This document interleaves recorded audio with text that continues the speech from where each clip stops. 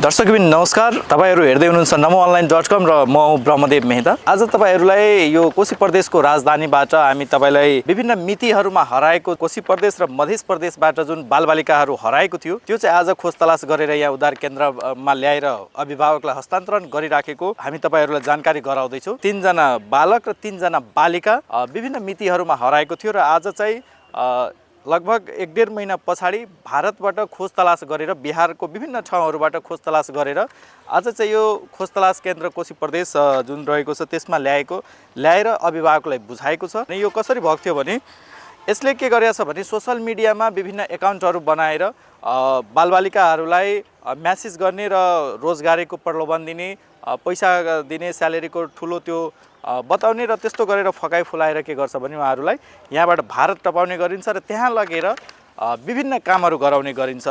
विभिन्न समूहहरु मिलेर त्यसलाई खोज तलास गरेर ती बालिकाहरुलाई आज अभिभावकको जिम्मा लगाएको छ।